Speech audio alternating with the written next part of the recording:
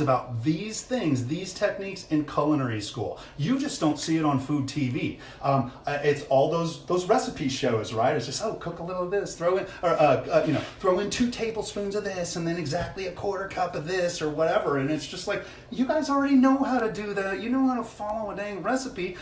If you know how to cook, though, a little bit of cooking technique, whenever you do see a recipe, it's like, oh, I think I got this. And that's what I heard most from my students. After a couple of weeks with me or whatever, they're just like, Chef, I'm not even looking at my notes anymore. I'm actually cooking. And then I'm like, boop, chalk it up. There's one right there. There's one guy that get it. And I would see those epiphanies every single day in my job, because cooking is so universal. I was just talking to someone else about this yesterday. It is so universal. Everybody knows a little bit about cooking. So it's so easy to connect and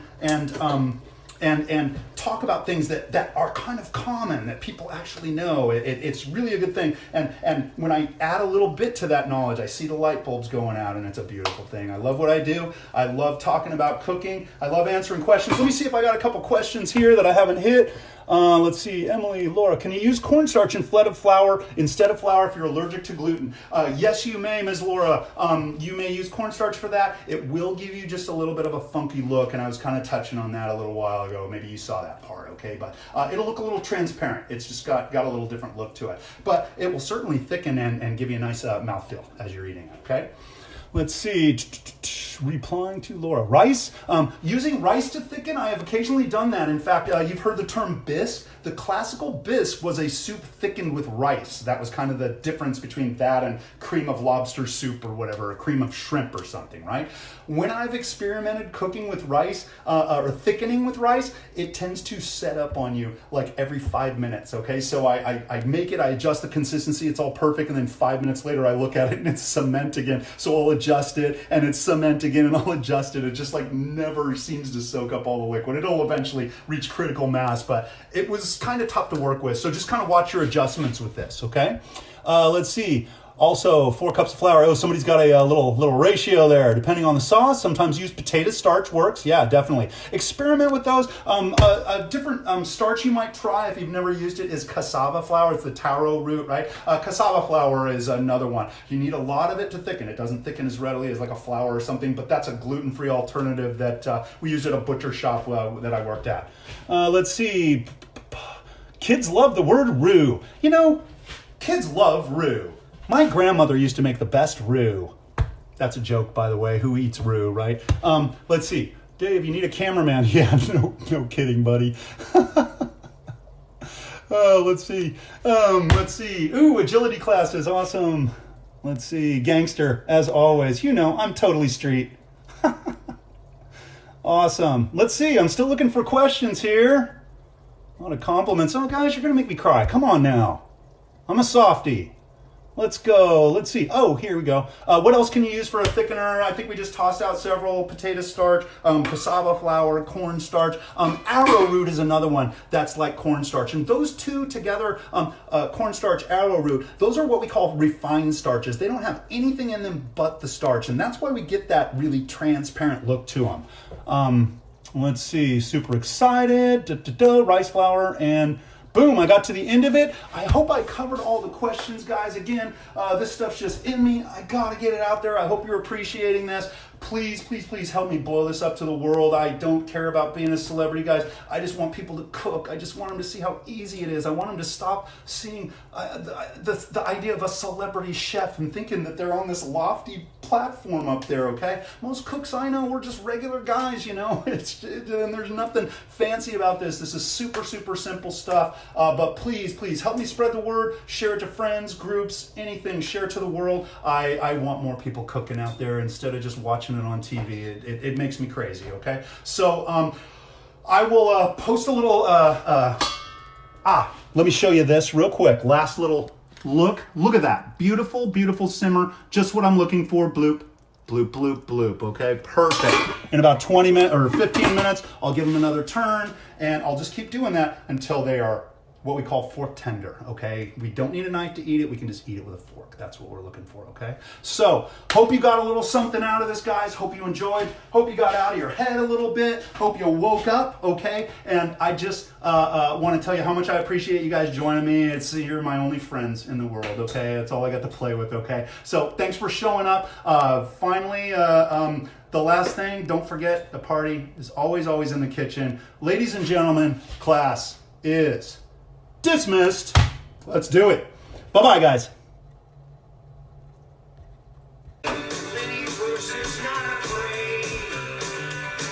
We're back. Okay, finishing up our dish today. Let me get that music down. Fading out.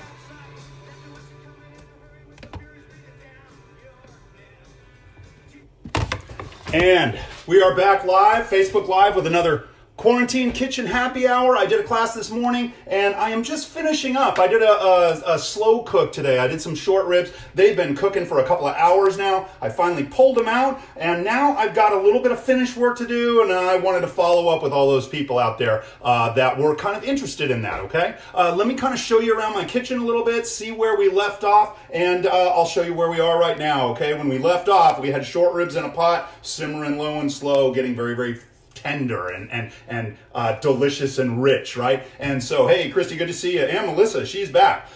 And so what we're going to see here, let me take you on a little tour and I'll show you everything. First of all, I have the short ribs here. They're just laying on a plate. They look a little dry because the sauce wasn't super heavy, so it just kind of soaks in real quick. Also, I had tied these short ribs up earlier, and I have cut up the string off of most of them. I've still got string on like 2 of these. Very important we get that string off of there because it is this huge social faux pas to leave string on the food when you send it to the table, right? And so I'm going to snip off the string on the other 2. Let's see, what else do I have? I have cooked up some vegetables to go with this. I had started out with some mirepoix, some carrot, celery, and onion in the pot. Let me set that down. It's just too shaky. I started out with celery, carrot, and onion in the pot, and that cooked along with my meat and added flavors, you know, those vegetative flavors that round out the body of this dish so well. But since they cooked for hours and hours, they're just mush. It's like baby food, and I don't want to serve that to anybody. So what I did is I strained everything out of my sauce, and I started fresh vegetables. And so I've got a pan full of those right here. And I've got some carrots, celery, and onion, of course. And then I also threw in a few mushrooms. There's some thyme sprigs in there, and I'll kind of strip the leaves off of those. And then it's all gonna kind of go together, okay? And then finally, the third part of our little triad here is some sauce. The sauce that we braise with, that is good stuff. We are generating a sauce here, and when we serve this braise, it's served with sauce, but I have extra sauce here that I can use for other nefarious purposes in my kitchen. It's very rare for a home cook to have a brown sauce, and if you ever want to get your hands on a decent brown sauce, try braising sometime. Make a little extra sauce for yourself, and then you got this beautiful brown sauce that's very, very like the demi-glace that most professional kitchens are using, okay? Right now, my sauce is strained. I've got it in a pot, and it's half on and half off of a burner, okay? I've got it simmering here, and what I want to do is I want to simmer it on one side of the pot, and then the simmering on that one side is going to push the fat and any little foam or any scum off to the other side, okay? Then I can get in with my ladle, and I can ladle off any of that extra fat, okay? Hey, Kelly, good to see you. Roberto, my brother, good to see you, brother. So very important, you know, ladle work. Working with a ladle is going to be part of this little discussion, right? And then finally, the last thing is my sauce is a little bit thin here. And so I'm going to do a quick little adjustment with some cornstarch so I can fold in that technique of using a cornstarch slurry for you too. You guys are learning a lot today. If you watch that vid from this morning and you're getting this, that is a full day of culinary school right there, okay? You may not be getting your hands on it, but you go ahead and try this stuff out at home. And you listen to these vids, I mean, hey, you're gonna get a pretty good idea of what we're doing when we are braising, okay? So that's what this is all about. So let's see, first thing I'm gonna do is while this is kind of simmering over here, I'm gonna set down my ladle. I'm gonna take the string off of those 2 short ribs because if I leave those on, I am never gonna forgive myself. They gotta come off. Imagine like your guest just chewing on a piece of string or something. So I've just got 2 more pieces here. Let me kind of get those off. You kind of see, I use scissors for this, of course. I got my little oddball scissors. It's like two hemispheres of two different types of scissors that I put together. And hey, you know what? They work. They actually are a little bit tight against each other. And this is my favorite pair of scissors right here, these mismatched guys. So I'm cutting through that string and making sure I remove all of it. Get it all off of there. You don't want to feed string to people, okay? You want to be very, very gentle with this. This meat is ready to fall apart. As I was saying earlier this morning, I often describe braising as you can almost just suck the meat through a straw. It's that tender, right? And so that's kind of where we are right now. Some of these short ribs that were a little smaller are practically falling apart, okay? So I just cut the string off of these guys. I'm going to lay them in with my veg, and I'm just going to kind of finish my whole dish in that other pan there. I've got a few little thyme sprigs that I'm pulling out. I'm stripping the leaves off. Let me show you this. I gotta lay something down. I won't set a pot on my cutting board. But I've got a pot here, and I'm just kind of taking the thyme sprigs that I cooked those veggies with. I just threw them right in, and then I strip the leaves off. Once it cooks, it's so much easier to get those leaves out of there. Thyme's really, really hard to strip those teeny little leaves off of. So I tend to cook it and then strip them. And one more, two more. Get those leaves, get rid of those stems. Stems they're going in my stock pot later. I could even reuse these guys. Stems are for stocks, leaves are for love. I throw them in at finishes and for flavor and all of that stuff. You can use that line if you want, guys. Steal that line. Okay, so I got a beautiful mixture of veggies there. I'm going to lay my short ribs right on there, and then we're going to do this sauce work, and then we're going to be done with dinner, okay? We're pretty much finished here. So going through, I'm just laying those on top of the veg. And once I'm done with this sauce, it's poured right over the top. All of those flavors are going to blend. It's going to be a beautiful thing. By the way, look at the layering on those short ribs. The connective tissue is all cooked down. These are just going to be beautiful. Bones are still in there. I like getting all that gristle off the bones after it's been softened after cooking. Janet is back. Good to see you. A lot of Bill Thomason, a lot of people from this morning. That's awesome. And then, by the way, there's a little juice on that plate. That's flavor. It's going in. I think I'll throw that in my sauce instead. Okay.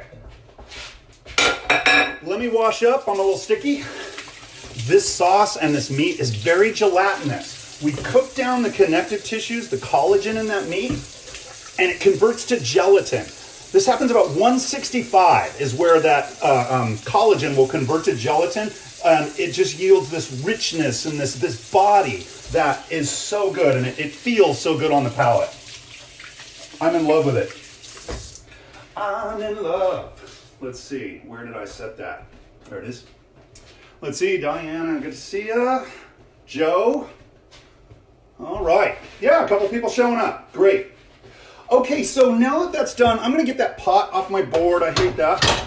Those are just going to set aside right now. All I got to do is finish up my sauce, okay? Now, I want to thicken this sauce, but it's got some oil on the surface, and it's also got a little bit of a film on the surface as well, so I want to get rid of that. It's going to be a little tricky here to do this, but my fire's on one side of the pot, and what it will do is it pushes the funk over to the other side, thus concentrating it and making it easier to corral. I'd rather chase a chicken around a closet than a football field. If I can shrink the area I have to chase this stuff down, it's going to help me out a lot, okay? Let me get a little container to put fat in, and we'll talk about ladle work, okay?